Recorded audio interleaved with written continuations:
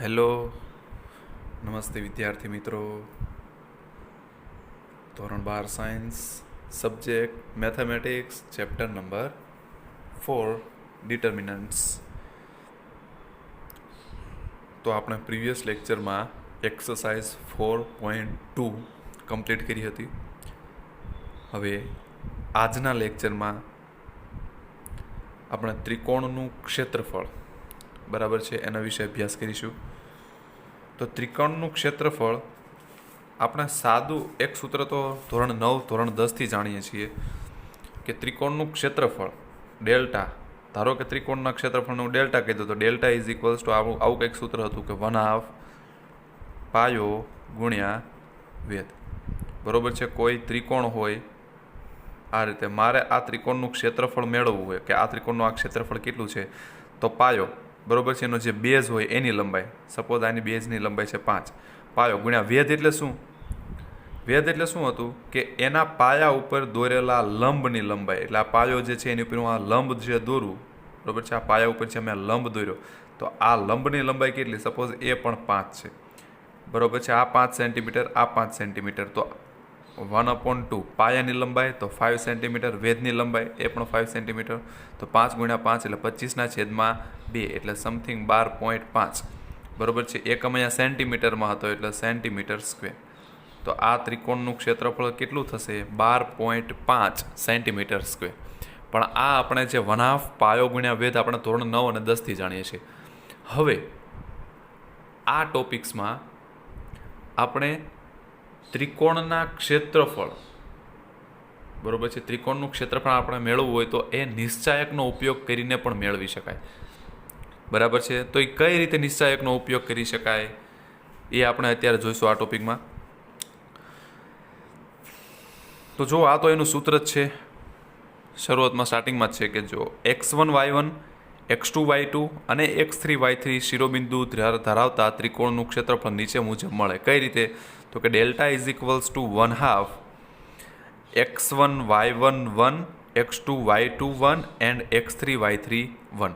આ સૂત્ર તમારે ખાસ યાદ રાખવાનું છે. ત્રિકોણનું ક્ષેત્રફળ મેળવવું હોય, આપણે જાણીએ છીએ કે ત્રિકોણને કેટલા શિરોબિંદુ હોય? 3 શિરોબિંદુ હોય, બરોબર. કોઈ પણ આપણે ત્રિકોણ લઈએ તો એ ત્રિકોણને કેટલા શિરોબિંદુ હોય? 3 શિરોબિંદુ હોય, બરોબર છે. ધારો કે આ શિરોબિંદુના યામ હું કહી દઉં x1 y1, બરોબર છે. આ જે બીજો શિરોબિંદુ છે એના યામ છે x2 y2 અને આ જે ત્રીજું શિરોબિંદુ છે એના યામ છે x3 y3. તો x1 y1 સે A, B and C, x1 y1 x2 y2 and x3 y3 શિરોબિંદુ ધરાવતા ત્રિકોણનું ક્ષેત્રફળ મારે નિશ્ચાયકની મદદથી મેળવવું હોય તો એનું સૂત્ર એવું છે કે ત્રિકોણના ક્ષેત્રફળને હું ડેલ્ટા વડે દર્શાવી દઉં તો ડેલ્ટા ઇઝ ઇક્વલ્સ ટુ 1/2 નિશ્ચાયકની અંદર આ જે પહેલું શિરોબિંદુ છે x1 y1 એટલે x1 y1 પછી 1 મૂકી દેવાનો. બીજું શિરોબિંદુ લઈ લો x2 y2 x2 y2 1 અને ત્રીજો શિરોબિંદુ x3 y3 1, બરોબર છે. આ નિશ્ચાયકનું આપણે મૂલ્ય મેળવવાનું, એ જે આવે એ શું હશે? આ ત્રિકોણનું ક્ષેત્રફળ. પણ એના માટે અમુક નોટ્સ છે એ જોઈએ. પહેલો પોઈન્ટ કે ક્ષેત્રફળ હંમેશા ધન હોવાથી આપણે ડેલ્ટાનું હંમેશા નિરપેક્ષ મૂલ્ય, એનો મતલબ ધન મૂલ્ય જ ધ્યાનમાં લઈશું. હવે એવું ક્યારેક બને કે આનું મૂલ્ય, આ જે નિશ્ચાયક છે નિશ્ચાયકનું મૂલ્ય ઋણ આવે. આપણે જાણીએ છીએ કે નિશ્ચાયકનું મૂલ્ય તો ગમે આવી શકે. નિશ્ચાયક છે શું? હકીકતમાં કોઈ એક સંખ્યા છે, બરોબર છે. શું છે નિશ્ચાયક? કોઈ એક વાસ્તવિક સંખ્યા છે. તો એ સંખ્યા તો ધન, ઋણ, શૂન્ય કોઈ પણ હોઈ શકે. તો જો આ નિશ્ચાયકનું મૂલ્ય ઋણ આવે, બરોબર છે, આ નિશ્ચાયકનું મૂલ્ય ઋણ આવે એનો મતલબ કે ડેલ્ટાનું મૂલ્ય ઋણ આવે. તો ડેલ્ટા શું છે હકીકતમાં? ડેલ્ટા શું છે? ક્ષેત્રફળ. હવે કોઈ પણ આકાર અથવા તો પ્રદેશનું ક્ષેત્રફળ કોઈ દિવસ ઋણ ના હોય, બરાબર છે. એ કાં તો 0 હોય અથવા તો ધન હોય. આપણે ક્યારેય એવું નથી જાણ્યું કે આ પદાર્થનું ક્ષેત્રફળ -2 સેન્ટીમીટર સ્ક્વેર છે અથવા તો આ રૂમનું ક્ષેત્રફળ -200 સેન્ટીમીટર સ્ક્વેર છે. એવું ક્યારેય ના હોય. ક્ષેત્રફળ હંમેશા શું હોય? ધન જ હોય. કાં તો એ 0 હોય અથવા તો ધન હોય, પણ ઋણ તો ક્યારેય ના હોય. તો એવું ક્યારેક બને કે આ ડેલ્ટા શું છે? ક્ષેત્રફળ. તો એનો મતલબ કે જ્યારે પણ આનું મૂલ્ય ઋણ આવે એનો મતલબ શું કે ક્ષેત્રફળ ઋણ હોય નહીં. એટલે જે મૂલ્ય આવે એનું શું લઈ લેવાનું? જો ઋણ મૂલ્ય આવે તો શું કરવાનું? એનો માનાંક લઈ લેવાનો. બરાબર છે. ધારો કે આ ડેલ્ટાનું મૂલ્ય હું મૂકું છું અને મારા જવાબ આવે છે -2. બરાબર છે. એનો મતલબ કે આપેલ ત્રિકોણનું ક્ષેત્રફળ કેટલું થયું? -2 સેન્ટીમીટર સ્ક્વેર અથવા તો મીટર સ્ક્વેર, જે પણ એકમ હોય. બરાબર. પણ ત્રિકોણનું ક્ષેત્રફળ અથવા તો કોઈ પણ પદાર્થનું ક્ષેત્રફળ ક્યારેય ઋણ ના હોઈ શકે. તો શું કરવાનું કે જ્યારે પણ ઋણ આવે એનો માનાંક લઈ લેવાનો આપણે, એટલે એને શું થઈ જશે? -2 નું મૂલ્ય +2. બરાબર છે. એટલા માટે જ્યારે પણ નિશ્ચાયકનું મૂલ્ય ઋણ આવે ત્યારે માનાંક લેવો પડે. ક્યારે? કે જ્યારે આપણે ત્રિકોણના ક્ષેત્રફળની વાત કરીએ ત્યારે. બરાબર. એવું કેમ થાય? એનું કારણ છે. જો ધારો કે આ છે x1 y1, આ બિંદુના યામ છે x2 y2 અને આ બિંદુના યામ છે x3 y3. સપોઝ હું બે વિદ્યાર્થીને કહું છું, એક વિદ્યાર્થી આ રીતે મેળવે છે x1 y1 1, x2 y2 1 અને x3 y3 1. એનો મતલબ અહીંયા જે પહેલી હાર છે એ પહેલું શિરોબિંદુ લઈને કરે છે, બીજી હાર જે છે એ બીજો શિરોબિંદુ લઈને કરે અને ત્રીજી હાર જે છે એ ત્રીજો શિરોબિંદુ લઈને કરે. ઓકે. હવે બીજો કોઈ વિદ્યાર્થી છે આવી રીતે પણ મેળવી શકે. એને એમ થાય કે ત્રીજો શિરોબિંદુ હું પહેલાં લઈ લઉં, x3 y3 1, બરાબર. પછી બીજું શિરોબિંદુ વચ્ચે લો, x2 y2 1 અને પહેલું શિરોબિંદુ છે એ છેલ્લા લો, x1 y1 1. તો અહીંયા શું થશે આ બંનેમાં? તો કે આ વિદ્યાર્થીને જે જવાબ આવશે એની કરતાં આ વિદ્યાર્થીને કેવો વિરુદ્ધ જવાબ આવશે. સપોઝ આ વિદ્યાર્થીને 15 જવાબ આવ્યો તો આને -15 આવશે. કેમ? કારણ કે તમે જુઓ કે અહીંયા બીજી હાર તો એમના એમ છે x2 y2 1, પણ અહીંયા જો પહેલી હાર ત્રીજી થઈ ગઈ, ત્રીજી હાર પહેલી થઈ ગઈ. અને આપણે નિશ્ચાયકની એક ગુણધર્મ હતો, એક પ્રોપર્ટી હતી કે જ્યારે કોઈ પણ બે હારની અદલ બદલ કરવામાં આવે ત્યારે શું થાય? નિશ્ચાયકનું મૂલ્ય નિશાનમાં, ચિહ્નમાં બદલાય. બરાબર છે. પણ આપણે જાણીએ છીએ કે ક્ષેત્રફળ હંમેશા ધૂન હોય, એટલે માનાંક કરો તમે એટલે જવાબ શું આવી જશે? -15 નું પણ શું આવી જશે? 15. બરાબર છે.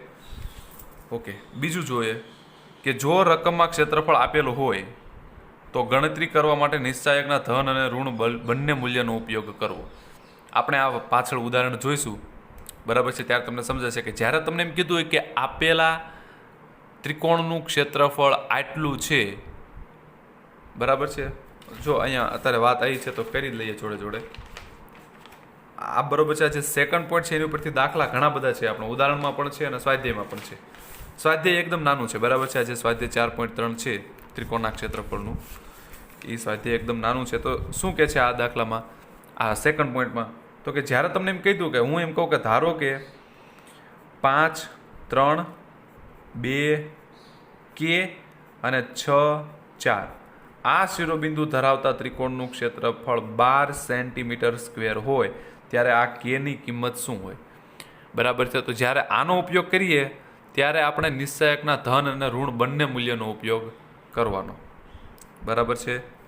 એ પાછળ ઉદાહરણ જોઈશું આપણે. કેમ? કારણ કે કેની મૂલ્ય એવું જરૂરી નથી કે ધન જ આવે, ઋણ પણ આવી શકે. બરાબર છે. બિંદુના યામ તો એવું જરૂરી નથી કે ધન જ આવે. તો જ્યારે જ્યારે તમને ત્રિકોણનું ક્ષેત્રફળ આપી દીધું હોય અને તમે કોઈક ઘટકની ગણતરી કરતા હોય ત્યારે જે નિશ્ચાયકનું જે મૂલ્ય તમને આપ્યું હોય તમારે બંને લેવાનું. ત્રિકોણનું જે ક્ષેત્રફળ આપ્યું હોય તમારે બંને લેવાનું, +12 અને -12 બંને. Okay, fine. ત્રીજું જોઈએ કે જો ત્રિકોણનું ક્ષેત્રફળ 0 આવે તો આપેલ ત્રણેય બિંદુઓ x1 y1 x2 y2 અને x3 y3 સમરેખ હોય. બરાબર. સમરેખ એટલે શું? એક જ રેખા ઉપર. હવે તમે સમજી શકો છો કે જો આવી રીતે હોય, એક બિંદુ અહીંયા છે, એક બિંદુ અહીંયા છે અને એક બિંદુ સપોઝ અહીંયા છે, એટલે અહીંયા કંઈક આવો ત્રિકોણ બને. જો બરાબર છે. એટલે ત્રિકોણ બને તો એને હંમેશા શું હોય? ક્ષેત્રફળ હોય. તો કયા ત્રિકોણનું ક્ષેત્રફળ 0 હોય? તો એનો મતલબ એવો કોઈ પણ ત્રિકોણ ન હોય કે જેનું ક્ષેત્રફળ 0 હોય. બરાબર છે. શૂન્ય ક્ષેત્રફળ એટલે શું? એ ત્રિકોણ જ અસ્તિત્વ નથી ધરાવતો.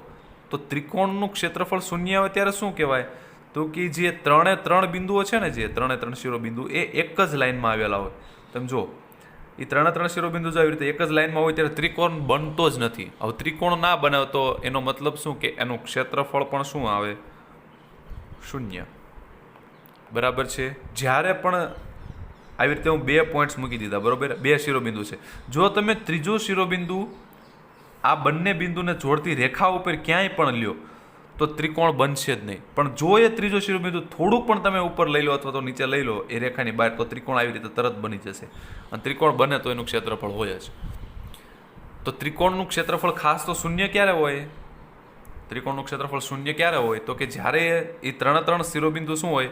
એક જ લાઇનમાં હોય, ધારો કે આવી રીતે બે શિરોબિંદુ છે અને ત્રીજો શિરોબિંદુ જો હું એ જ લાઇનમાં લઈ લઉં ક્યાંક, તો આવી રીતે બરોબર રેખા મળે, તો ત્રિકોણ તો બને જ નહીં. તો ત્રિકોણ ના બને તો શું થાય? એનું ક્ષેત્રફળ શૂન્ય. બરાબર. તો ત્રીજો પોઈન્ટ એવું કહેવા માંગે છે કે જ્યારે ક્ષેત્રફળ શૂન્ય હોય, તો ક્ષેત્રફળ શૂન્ય હોય ત્યારે શું એનો મતલબ કે જે ત્રણ શિરોબિંદુ છે એ શું હોય? સમરેખ હોય. તો આપેલ ત્રણેય શિરોબિંદુઓ સમરેખ હોય. સમરેખ એટલે શું? એક જ રેખા ઉપર. એટલે ત્રણેય શિરોબિંદુઓ દ્વારા કોઈ ત્રિકોણ બને જ નહીં ટૂંકમાં. બરાબર. તો જ શું હોય? ત્રિકોણનું ક્ષેત્રફળ 0 હોય. ઓકે, જોઈએ હવે ઉદાહરણ નંબર 17. શું કીધું છે કે 3 8, એટલે આવી રીતે હું લઈ લઉં 3 8 -4 2 અને એક ત્રીજું શિરોબિંદુ છે 5 1. તો આ ત્રણ શિરોબિંદુને જોઈન્ટ કરવાથી જે ત્રિકોણ બને એ ત્રિકોણનું ક્ષેત્રફળ આપણે મેળવવાનું છે. તો સૂત્ર તે ડાયરેક્ટ ત્રિકોણના ક્ષેત્રફળનું સૂત્ર શું છે? ડેલ્ટા ઇઝ ઇક્વલ્સ ટુ 1/2 નિશ્ચય એકની અંદર. બરોબર. આ ત્રીજો સ્તંભ હંમેશા 1 જ આવશે. x1 y1 1, x2 y2 1, x3 y3 1. તો આ કિંમત મૂકી દો 3 8, તો પહેલાં મૂકી દો 3 8 1, -4 2 તો -4 2 1 અને 5 1 તો 5 1 1. બરાબર છે. આનો જે જવાબ આવે એ આપણો શું થઈ જશે? ક્ષેત્રફળ, ત્રિકોણનું ક્ષેત્રફળ. જોતો ત્રિકોણનું ક્ષેત્રફળ ડેલ્ટા ઇઝ ઇક્વલ્સ ટુ 1/2 3 8 તો 3 8 1, -4 2 સો -4 2 1, 5 1 સો 5 1 1. બરાબર છે. ત્રીજો સ્તંભ હંમેશા શું હોય? 1. તો આનું તમે સાદુરૂપ આપો, આ નિશ્ચયકનું મૂલ્ય મેળવો જે પણ રીતે આપણે મેળવીએ છીએ. એટલે બરાબર. તો છેલ્લે આન્સર આવો કંઈક આવશે. Delta is equals to 61/2. હવે અહીંયા જુઓ, ડેલ્ટા એટલે શું? ક્ષેત્રફળ ટૂંકમાં. બરાબર. આપણે ત્રિકોણનું ક્ષેત્રફળ મેળવીએ છીએ. તો ત્રિકોણનું ક્ષેત્રફળ ડેલ્ટા બરાબર કેવો આવ્યો જવાબ? ધન. બરાબર છે. ઋણ આવ્યો હોય તો આપણે માનાક લેવો પડે. તો ત્રિકોણનું ક્ષેત્રફળ શું થશે? 61/2. પણ ક્ષેત્રફળને હંમેશા એકમ હોય. બરાબર છે. ક્ષેત્રફળ પણ કેટલું? સેન્ટીમીટર સ્ક્વેર, મીટર સ્ક્વેર, ફૂટ સ્ક્વેર, કિલોમીટર સ્ક્વેર, કેવું? તો ત્રિકોણનું ક્ષેત્રફળ એનો એકમ કઈ રીતે નક્કી થાય? તો કે જે તમને એકમ આપ્યો હોય એની ઉપરથી એકમ એનો નક્કી થાય. તો અહીંયા કંઈ એવો એકમ આપ્યો નથી. 3 8 પણ શું? સેન્ટીમીટર, મીટર એવું કશું કીધું નથી. બરાબર. તો એકમ આપણને ખબર નથી એટલે આપણે શું કરવાનું? એકમનો વર્ગ. જો આ મીટરમાં હોય તો મીટરનો સ્ક્વેર થઈ જાય, સેન્ટીમીટર હોય તો સેન્ટીમીટરનો સ્ક્વેર થઈ જાય, ફૂટમાં હોય તો ફૂટનો સ્ક્વેર થઈ જાય. પણ અહીંયા કોઈ એકમ આપ્યો નથી એટલે આપણે ખાલી સિમ્પલ શું લખવાનું? એકમનો સ્ક્વેર. એટલે ત્રિકોણનું ક્ષેત્રફળ શું થશે? 61/2 એકમ સ્ક્વેર. પછી ઉદાહરણ 18 જોઈએ કે નિશ્ચાયકનો ઉપયોગ કરી A13 અને B00 ને જોડતી રેખાનું સમીકરણ શોધો. અને જો ત્રિકોણ ABD નું ક્ષેત્રફળ 3 ચોરસ એકમ થાય તેવું બિંદુ D K0 હોય તો K શોધો. 2 પ્રશ્ન પૂછાશે અહીંયા મિત્રો. ખાસ ધ્યાન રાખજો શું કરવાનું છે. પહેલાં તો શું કીધું કે નિશ્ચાયકનો ઉપયોગ કરીને એક શિરોબિંદુ આપ્યું છે A13, તો આને હું કહી દઉં A13, અને એક બીજું શિરોબિંદુ આપ્યું છે B00. બરોબર. આ ઉગમ બિંદુ છે B00. તો આ બંનેને જોડતી રેખા, આ જે બંને બિંદુ છે એ બંનેને જોડતી રેખાનું સમીકરણ તમારે મેળવવાનું છે. બરાબર છે. આનું તમારે સમીકરણ મેળવવાનું છે. આ બે બિંદુને જોડતી રેખાનું સમીકરણ તમારે નિશ્ચાયકનો ઉપયોગ કરીને મેળવવાનું છે. બરાબર. બાકી રેખા ચેપ્ટરમાં તો આપણે જોઈ ગયા કે શું આવે છે. એમાં એવું સૂત્ર હતું કે x - x1 upon x2 - x1 is equals to y - y1 upon y2 - y1. આવું સૂત્ર આપણે રેખાઓ ચેપ્ટરમાં આવી ગયું. બરોબર છે. 11મા ધોરણમાં શાંકવો જે હતું એમાં રેખામાં આવું સમીકરણ આપણે જોઈ ગયા કે જ્યારે તમને બે બિંદુ આપ્યો હોય ત્યારે રેખાનું સમીકરણ આ સૂત્રની મદદથી મળે. બરાબર. પણ અહીંયા આપણે નિશ્ચાયકનો ઉપયોગ કરીને મેળવવાનું છે. તો શું કરીએ આપણે જો નિશ્ચાયકનો ઉપયોગ કરવા માટે? તો કે બે બિંદુ આપ્યા છે. હવે ત્રીજું બિંદુ હું રેખા ઉપર જ લઈ લઉં. ધારો કે કોઈ એક ત્રીજું બિંદુ P ઓફ XY હું ક્યાં લઈ લઉં છું? એ રેખા ઉપર જ લઈ લઉં છું. તો હવે શું થશે? તો કે ત્રણેય બિંદુ દ્વારા ત્રિકોણ બનશે? ના, ત્રિકોણ નહીં બને. એનો મતલબ કે ત્રિકોણ તો બનશે. બીજા શબ્દોમાં કેવું તો શું કહેવાય કે ત્રિકોણ તો બનશે ત્રણેય જે શિરોબિંદુઓ છે એના દ્વારા, પણ એનું ક્ષેત્રફળ શું હશે? 0. તો આવી રીતે લખાય ડેલ્ટા ઇઝ ઇક્વલ્સ ટુ 1/2. અહીંયા શું આવતું હતું? x1 y1 1. તો અહીંયા હું આ બિંદુ લઈ લઉં 1 3 1, પછી આ બીજું બિંદુ લઈ લઉં x y 1 અને આ ત્રીજું બિંદુ લઈ લઉં 0 0 1, બરાબર છે. આ શું થઈ જશે? આ ત્રિકોણનું ક્ષેત્રફળ. પણ ત્રિકોણનું ક્ષેત્રફળ આ કેસમાં કેટલું છે? 0. તો એનો મતલબ શું લખાય કે આ જે ત્રિકોણનું ક્ષેત્રફળ છે એની બરાબર 0. તો 0 is equals to 1/2 131 x y 1 અને શું આવશે? 0 0 1. હવે આનું તમારે શું કરવાનું? સિમ્પલ સાદું રૂપ આપી દો એટલે તમને સમીકરણ મળશે. આની ઉપરથી તમે સાદું રૂપ આપશો એટલે રેખાનું તમને શું મળશે? સમીકરણ. આ રેખાનું સમીકરણ મળશે અને આપણને એ જ પૂછ્યું છે. અને બીજો પ્રશ્ન એવો કીધો છે કે જો એ બી અને ડીનું, બરાબર છે, જો એ બી ડીનું ક્ષેત્રફળ 3 ચોરસ એકમ થાય તેવું બિંદુ ડી K0 હોય તો K શોધો. એટલે મતલબ કે A13 B00 અને ત્રીજો એક બિંદુ છે ડી. હવે એના યામ તમને એમ કીધા છે કે K0.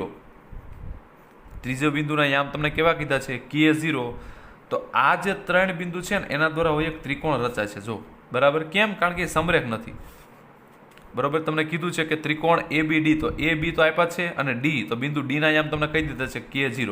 તો આ જે ત્રિકોણ ABD રચાય છે એનું ક્ષેત્રફળ, આ જે ત્રિકોણ AB અને ડી રચાણો, ડી શું છે? સમરેખ નથી એટલે ત્રિકોણ બનશે. તો આ જે ત્રિકોણ રચાણો એનું ક્ષેત્રફળ જો 3 ચોરસ એકમ હોય, 3 ચોરસ એકમ, તમને આનું ક્ષેત્રફળ ઓલરેડી આપી દીધું છે. તો આ કે ની કિંમત શું? હમણાં આપણે બીજા પોઈન્ટમાં જ વાત કરી હતી, બરાબર છે. તો અહીંયા શું કરવાનું? જો આ રીતે કે A13 B00 અને D K0 શિરોબિંદુ ધરાવતા ત્રિકોણનું ક્ષેત્રફળ તમને 3 ચોરસ એકમ આપી દીધું. તો ત્રિકોણના ક્ષેત્રફળનું સૂત્ર શું પહેલા? તો ડેલ્ટા ઇઝ ઇક્વલ્સ ટુ 1/2 માનાંક નિશ્ચાયકમાં પહેલો ઘટક શિરોબિંદુ 131, તો આ 131, પછી 001, તો આ 001, અને ત્રીજું શિરોબિંદુ શું હતું? ABDમાં 131 001 ને આ K0 છે એટલે એ શું થઈ જશે? K01, બરાબર છે. પણ ત્રિકોણનું ક્ષેત્રફળ તમને આપી દીધું છે કેટલું? 3. તો આપણે વાત કરી હતી કે જ્યારે તમને ત્રિકોણનું ક્ષેત્રફળ આપી દીધું હોય ત્યારે કેની જે ક્ષેત્રફળની જે કિંમત છે એ તમારે બંને લેવાની. અહીંયા 3 આપી છે તો આપણે +or-3 બંને લેવાની. કેમ? કારણ કે કેની કિંમત અલગ અલગ મળી શકે, એવું જરૂરી નથી કેની કિંમત એક જ મળે, બરાબર છે. તો જ્યારે પણ આવા દાખલામાં તમને ત્રિકોણનું ક્ષેત્રફળ આપી દીધું હોય ત્યારે એ જે ક્ષેત્રફળ આપ્યું છે તમારે પ્લસ અને માઇનસ બંને લેવાનું રહેશે, બરાબર છે. તો અહીંયા જે 3 છે તો અહીંયા શું લેવાનું? +or-3. અને આનું જે સિમ્પલ આપણે જે રીતે સાદુરૂપ આપીએ છીએ, નિશ્ચાયકનું વિસ્તરણ કરીએ છીએ, રીતે વિસ્તરણ કરો તો તમને કેની 2 કિંમત મળશે, +or-2. તો તમને એ જ કીધું હતું કેની કિંમત શું? જો આ 3 શિરોબિંદુ A, B અને શિરોબિંદુ D દ્વારા જે ત્રિકોણ રચાય છે એનું ક્ષેત્રફળ જો 3 ચોરસ એકમ હોય તો આ કેની કિંમત શું? પ્રશ્ન એવો હતો, બરાબર. તો મેં તમને કીધું એમ આપણે જે 3 મુદ્દા આગળ લખ્યા છે એમાં સેકન્ડ નંબરનો મુદ્દો શું હતો કે જ્યારે તમને ત્રિકોણનું ક્ષેત્રફળ આપી દીધું હોય ત્યારે તમારે કેની કિંમત મેળવવાની હોય. ત્રિકોણનું ક્ષેત્રફળ જ્યારે તમને આપી દીધું હોય ત્યારે કોઈ એક કેની કિંમત મેળવવાની હોય શિરોબિંદુમાં. તો જ્યારે ક્ષેત્રફળ તમારે આપી દીધું હોય ત્યારે એક ક્ષેત્રફળ તમારે બંને લેવાનું, +or-3 આપ્યું હોય તો +or-3, બરાબર છે. આ નિશ્ચાયકની બરાબર, આની બરાબર, +or-3 એવું બંને, બરાબર છે. 5 આપ્યું હોય તો +or-5. ટૂંકમાં નકરું જે કિંમત આપી છે એ નહીં, બંને કિંમત લેવાની, પ્લસ અને માઇનસ બંને, બરાબર છે. તો જુઓ આ દાખલો આમાં ગણ્યો છે એ રીતે પહેલાં તો જોઈ લઈએ કે અહીં આપણે નિશ્ચાયકના ઉપયોગ દ્વારા 1 3 અને 0 0 માંથી પસાર થતી રેખાનું સમીકરણ મેળવવું છે. તેથી ધારો કે 1 3 અને 0 0 આ જે 2 શિરોબિંદુ છે એને જોડતી રેખા ઉપર જ હું ત્રીજું બિંદુ લઈ લઉં XY, બરાબર છે. એનો મતલબ 3 બિંદુ કેવા થઈ ગયા? સમરેખ. હવે આપેલ 3 બિંદુઓ સમરેખ હોવાથી તેના દ્વારા રચાતા ત્રિકોણનું ક્ષેત્રફળ શું થશે? 0, બરાબર છે. આગળ વાત કરીએ એમ તમારે જો અહીંયા તોય આકૃતિ દોરી હોય તો અહીંયા તમે સમજી શકો છો કે એક બિંદુ આ જે છે એને હું કહી દઉં A13 અને બીજું બિંદુ તમને 0 0 આપેલું છે એટલે આ બિંદુને હું કહી દઉં B0 0. તો આ બંને બિંદુને જોડતી રેખા એટલે આ રીતે રેખા મળશે, બરાબર છે. આ બે બિંદુને જોડતી રેખા. આની ઉપર હું એક બીજું બિંદુ લઈ લઉં P(xy). ક્યાં લઉં છું? એ રેખા ઉપર જ લઉં છું. એટલે ત્રણેય બિંદુઓ કેવા થઈ ગયા? સમરેખ. સમરેખ એટલે શું? એક જ રેખા ઉપર. સમરેખ એટલે શું? સમ એટલે સરખું, રેખ એટલે રેખા. સરખી રેખા ઉપર આવેલા હોય એનો મતલબ એક જ રેખા ઉપર આવેલા હોય એ બિંદુને કેવા કહેવાય? સમરેખ બિંદુ. બરાબર છે. તો અહીંયા જે બિંદુ P છે હું શું લઈ લઉં છું? એ જ રેખા ઉપર લઈ લઉં છું. તો અહીંયા ત્રિકોણ કોઈ રચાશે નહીં, અથવા તો ત્રિકોણ રચાશે તો એનું ક્ષેત્રફળ શું હશે? શૂન્ય. તો એનું જે સૂત્ર છે એ મૂકીએ. ડેલ્ટા ઇઝ ઇક્વલ્સ ટુ ત્રિકોણના ક્ષેત્રફળનું સૂત્ર ડેલ્ટા ઇઝ ઇક્વલ્સ ટુ 1/2 131 001 અને XY1. બરાબર છે. પણ ત્રિકોણનું ક્ષેત્રફળ અહીંયા કેવું થશે? શૂન્ય.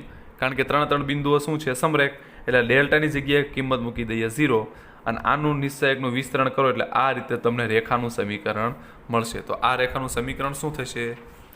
3x minus y is equals to 0. 3x minus y is equals to 0 શું થઈ ગયું? એ રેખાનું સમીકરણ. અને બીજું કે જ્યારે તમને રકમમાં ત્રિકોણનું ક્ષેત્રફળ આપી દીધું હોય કે આટલું છે, ત્યારે એની કિંમત તમારે શું લેવાની? પ્લસ ઓર માઇનસ બંને.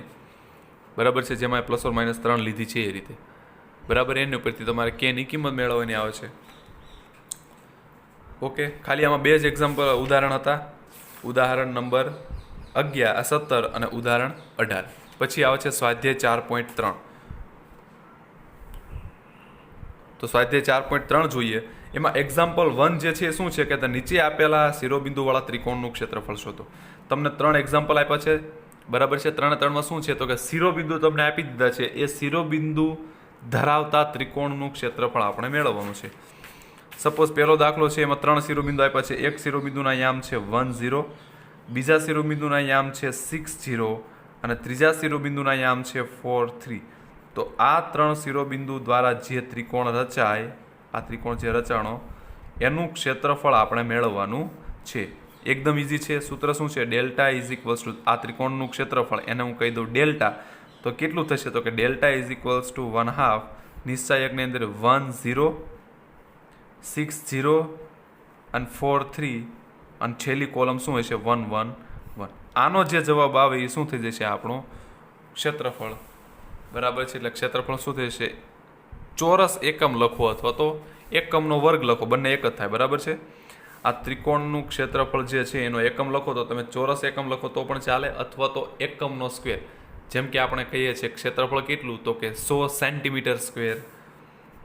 બરાબર છે. 100 સેન્ટીમીટર સ્ક્વેર, 100 મીટર સ્ક્વેર, 5 ફૂટ સ્ક્વેર. બરાબર છે. ક્ષેત્રફળ હંમેશા શું હોય? આવી રીતે. અથવા તો તમે એવું પણ લખી શકો, જો આ 5 ફૂટ સ્ક્વેર છે ને એને તમે 5 ચોરસ ફૂટ પણ લખી શકો. એવી જ રીતે આ જે 100 સેન્ટીમીટર સ્ક્વેર છે એને તમે 100 ચોરસ મીટર પણ લખી શકો. અહીંયા જે 100 સેન્ટીમીટર સ્ક્વેર છે એને તમે 100 ચોરસ સેન્ટીમીટર પણ લખી શકો. બરાબર. એનો મતલબ કે અહીંયા તમે એકમ તરીકે એકમનો સ્ક્વેર લખો તો પણ ચાલે, અથવા તો ચોરસ એકમ લખો તો પણ ચાલશે. પછી એ જ રીતે સેમ ટુ સેમ બીજો અને ત્રીજો એક્ઝામ્પલ તમે જોઈ શકો છો. બીજો દાખલો શું છે? 2 7 1 1 10 10 અને 8. તો 2 7 બરાબર છે. 2 7 તો 2 7 1 1 1 તો 1 1 1 10 અને 8 તો 10 8 1.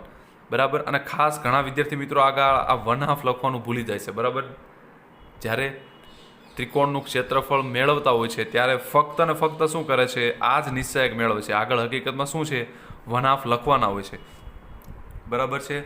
તો અહીંયા તમે સાદું રૂપ આપશો તો ત્યાં ત્રિકોણનું ક્ષેત્રફળ તમને ડેલ્ટા ઇઝ ઇક્વલ્સ શું મળશે? 47/2 ચોરસ એકમ અથવા તો એકમનો વર્ગ. બરાબર. Same to same third example માટે પણ સમજી શકો છો. -2 -3 3 2 એન્ડ -1 -8. આ શિરોબિંદુ ધરાવતા ત્રિકોણનું ક્ષેત્રફળ આપણે મેળવવાનું છે. આ જ રીતે શિરોબિંદુ તમારે ફરે તો પણ સૂત્ર તો એ જ રહેવાનું છે. સૂત્રની અંદર ફક્ત તમારે શું કરવાની છે? કિંમતો મૂકવાની છે. તો વાત એ જ. ડેલ્ટા ત્રિકોણનું ક્ષેત્રફળ એના ડેલ્ટા વડે દર્શાવીએ તો ડેલ્ટા ઇઝ ઇક્વલ્સ ટુ શું થશે? 1/2 નિશ્ચયકની અંદર આપેલા 3 શિરોબિંદુની કિંમત મૂકો. જ્યારે ક્ષેત્રફળ મેળવતા હોય ત્યારે કોલમ 3 જે છે, ત્રીજી કોલમ, એમાં શું આવશે? 1 1 1. ઓકે. તો આનું તમે સાદુરૂપ આપશો તો જો અહીંયા આવી ગયું. જો અહીંયા ક્ષેત્રફળ આ એક્ઝામ્પલમાં આ શિરોબિંદુ ધરાવતા ત્રિકોણનું ક્ષેત્રફળ મેળવશો ત્યારે એ ત્રિકોણના ક્ષેત્રફળનું મૂલ્ય -30/2 એનો મતલબ -15 આવશે. પણ ત્રિકોણનું ક્ષેત્રફળ કોઈ દિવસ ઋણ હોય નહીં. કોઈ પણ ક્ષેત્રફળ ક્યારેય ઋણ ના હોય, બરાબર. 0 હોય અથવા તો ધન હોય. તો -15 આવ્યા તો શું કરી લેવાનું, એનો માનાંક લઈ લો.